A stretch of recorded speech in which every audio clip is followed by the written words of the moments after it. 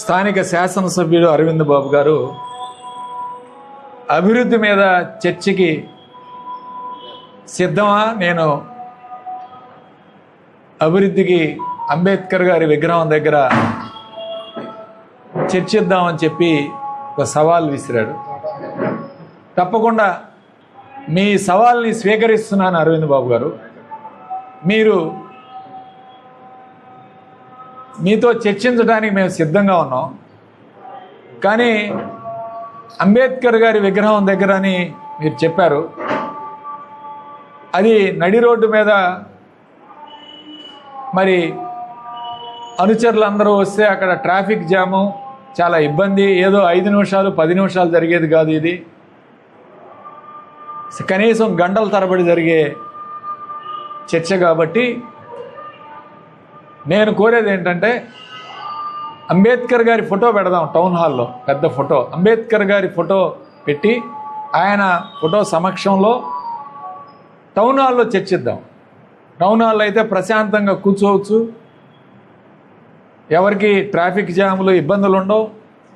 Media వాళ్ళని కూడా అందరినీ కూర్చోబెట్టచ్చు. మీడియా వారు కూర్చోవడానికి వాళ్ళని తోసి నెట్టే కార్యక్రమం కాకుండా అందరినీ కూర్చోబెట్టి ప్రశాంతంగా ఈ నియోజకవర్గంలో ఏం అభివృద్ధి జరిగిందో, మా హాయంలో ఏం జరిగింది, మీ హాయంలో ఏం జరిగిందో చర్చించడానికి నేను సిద్ధంగా ఉన్నాను. కాబట్టి అధికార పార్టీ మీరు కాబట్టి దానికి కావాల్సిన ఏర్పాట్లన్నీ చేయండి. డేటు టైము మాకు తెలియపరిస్తే మీడియా ద్వారా నేను ఆ రోజు అక్కడికి రావడానికి సిద్ధంగా ఉంటాను, రెడీ చేసుకుంటాం. కాబట్టి నడి రోడ్డు మీద చర్చ కన్నా హాల్లో, పెద్ద హాల్లో అందరూ కూర్చునే విధంగా ఏర్పాట్లు చేస్తే బాగుంటుందని చెప్పి నేను ఈ సవాల్ని స్వీకరిస్తూ తెలియజేస్తూ ఉన్నాను. అట్లానే ఏం చేశారు మీరు ఈ 2 సంవత్సరాల కాలంలో అని కూడా మీడియా ద్వారా ఈరోజు ప్రశ్నిస్తూ ఉన్నాను. ఇళ్ల పట్టాలు ఇచ్చాము, ఇళ్ల పట్టాలు అర్జీలు తీసుకున్నారు 2 సంవత్సరాల నుంచి. ఏదో అక్కడ ఎమ్మెల్యే గారి ఆఫీసులో పెడతా ఉంటారు, ప్రజా వేదికనో ఏదో పెట్టారు పేరు, పెట్టి అర్జీలు తీసుకుంటూ ఉన్నారు. 2 సంవత్సరాల కాలం నుంచి తీసుకున్నారు. 1 సెంటు స్థలం ఎవరికైనా ఇచ్చారా? మా హాయంలో మేము నర్సరావుపేట నియోజకవర్గంలో సుమారు 15,000 మందికి ఇళ్ల పట్టాలు ఇచ్చాం, 15,000 మందికి స్థలాలు ఇచ్చాం. పట్టణంలో సెంటు స్థలం చొప్పున జగనన్న కాలనీ కానీ, అట్లానే టిట్కో ఇళ్ల దగ్గర జగనన్న కాలనీలో కానీ ఇచ్చాం. రూరల్లో గ్రామీణ వాతావరణంలో సెంటున్నర చొప్పున ఇచ్చాం. మీరు ఎవరికి ఇచ్చారో 1 సెంటు స్థలం ఎవరికైనా ఇచ్చారా? ఆ ఇచ్చింది కూడా ఆయన శిష్యుడికి, రమేష్, బీసీ కాలనీ రమేష్కి 4 సెంట్లు పట్టాలు ఇప్పించాడు. అది ఒక మున్సిపాలిటీ స్థలం, దాదాపు సెంటు 25 లక్షలు చేసి విలువ గల స్థలాన్ని అతను ఏదైనా పేదవాడైతే ఇవ్వచ్చు.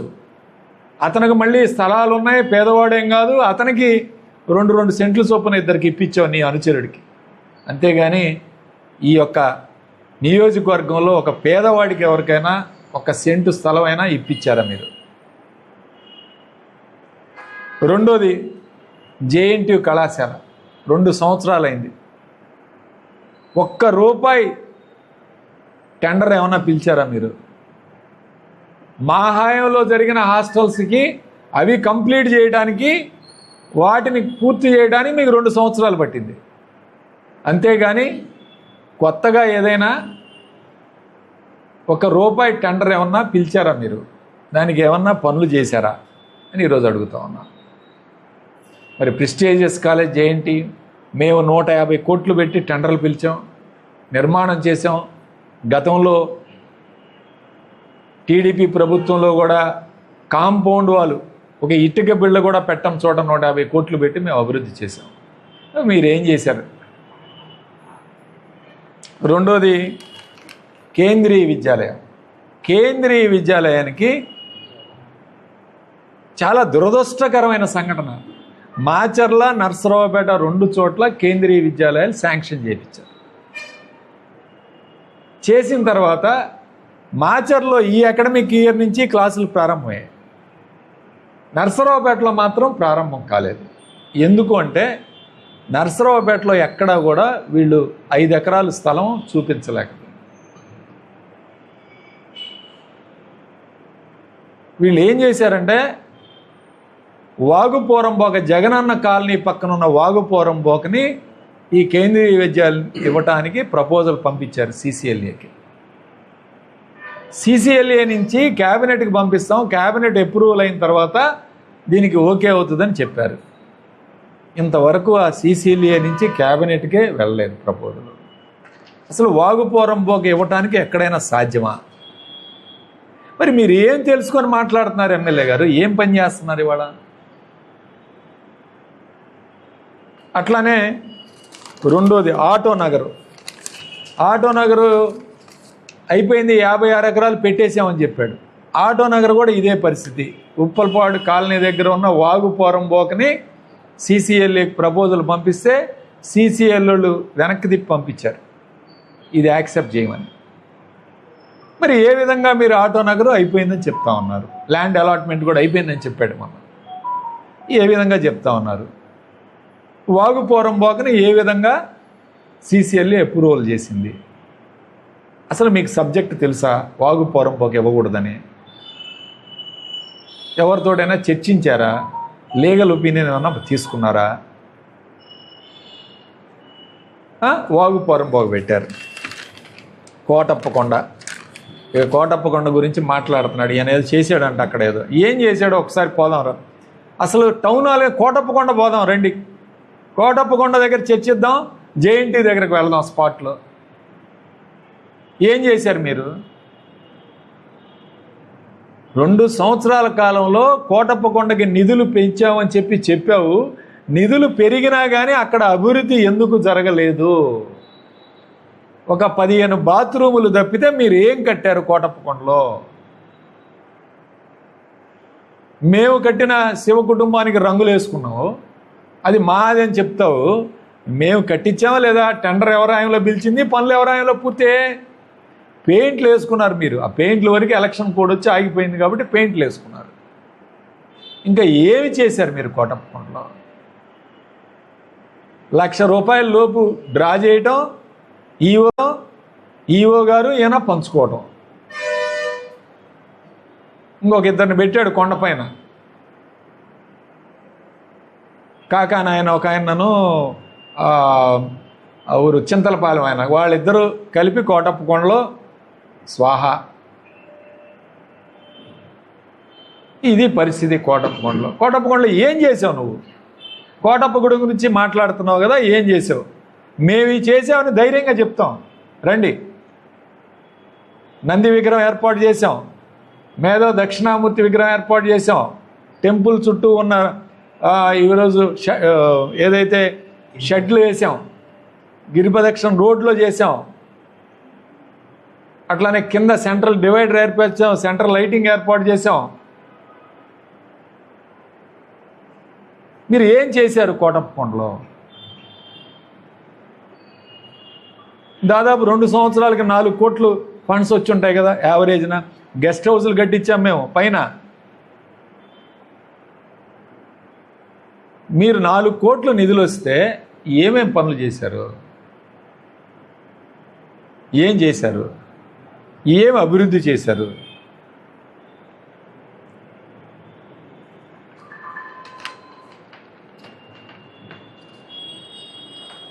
ముస్లిమ్స్ ITI కాలేజీ, అట్లానే మైనార్టీల కోసం కేటాయించిన ITI కాలేజీ తెలుగుదేశం పార్టీ హయాంలోనే జరిగినాయి. మేము ప్రారంభించలేదు. మీరు 2 సంవత్సరాలు ఏమైనా ప్రారంభించారా? ఎందుకు వీటిని ప్రారంభించట్లేదు? పూర్తి అయిపోయినాయి కదా బాల్ హాస్టలు, తర్వాత ITI కాలేజీ, ఇవి ఎందుకు ఇంతవరకు స్టార్ట్ చేయలేదు? మేము అవి చేసాం ఈ చేసామని చెప్తా ఉన్నాడు కదా, ఎందుకు చేయలేదు? ఆయన ఇంకొక ఆయన ఉన్నాడు, ఈయన ముఖ్య అనుచరుడు, ఆయన అంటున్నాడు 90% హామీలు నెరవేర్చాం, మేము అయిపోయినాయి, మేము గతంలో ఎన్నికల ముందు ఇచ్చిన హామీలు 90% హామీలు చేశారంట. ఏం అమలు చేశారు? ఎక్కడ అమలు చేశారు? ఏం చేశారు? రండి చర్చిద్దాం, రండి చర్చిద్దాం, రండి. ఏదో ఇప్పుడు 2 ఫ్లైఓవర్లు కట్టాడంట, ఎక్కడో మరి నాకేం కనపడటం లేదు. మీకేమన్నా కనపడ్డాయండి? 2 ఫ్లైఓవర్లు కట్టాడు నర్సరావుపేటలో అని చెప్తా ఉన్నాడు. 2 సెప్టాలు కట్టి 2 ఫ్లైఓవర్లు అని చెబుతున్నాడు ఆయన. ఇది ఆయన చెప్పే అభివృద్ధి. బరంపేట ఒకటను, ఇంకోటి ఎక్కడో మరి నాకు కరెంట్ ఆఫీస్ దగ్గర ఒకటి, ఇంకోటి ఎక్కడో తెలీదు. అవి 2 కట్టి వెంగళరెడ్డి కాలనీలో ఈ 2 కట్టి నేను కట్టానని చెబుతున్నాడు. వైఎస్ఆర్సిపి హయాంలో నర్సరావుపేటలో సంక్షేమం కానీ అభివృద్ధి కానీ 2478 కోట్లకి నర్సరావుపేటలో అభివృద్ధి కానీ సంక్షేమం కానీ 2 జరిగాయి. మా ప్రభుత్వ హయాంలో 2476 కోట్లు లెక్కలతోటి సహా. నేను చర్చకు వస్తాను లెక్కలతోటి సహా. మీ హయాంలో ఎంత చేశారు ఈ 2 సంవత్సరాల కాలం? తీసుకురండి. డీబీటీలు కానీ, డైరెక్ట్ గవర్నమెంట్ నుంచి వచ్చిన స్కీములు కానీ, ఇండైరెక్ట్ కానీ మొత్తం చర్చిద్దాం రా. నీకు దమ్ము ధైర్యం ఉంటే ఎక్కడైనా ప్లేస్ డిసైడ్ చేయి, నేను కూడా వస్తాను, తేల్చుకుందాం. ఖచ్చితంగా చర్చిద్దాం. అసలు నర్సరావుపేట జిల్లా హెడ్ క్వార్టర్స్ చేసింది వైఎస్ఆర్ కాంగ్రెస్ పార్టీ. ఈరోజు జిల్లా ఆఫీసర్లందరూ, కలెక్టరు, ఎస్పీ ఈరోజు ఇక్కడ ఉంటున్నారంటే అది వైఎస్ఆర్ కాంగ్రెస్ పార్టీ ఆయనలో. అది గుర్తుపెట్టుకోవాలా ప్రతి ఒక్కరూ. అది జగన్మోహన్ రెడ్డి గారికి, వైఎస్ఆర్ కాంగ్రెస్ పార్టీకి, గోపిరెడ్డికి చెందుతాయి. ఖచ్చితంగా గుర్తుపెట్టుకోండి. ఎక్కడికైనా వస్తాం, ఏదైనా చర్చిద్దాం.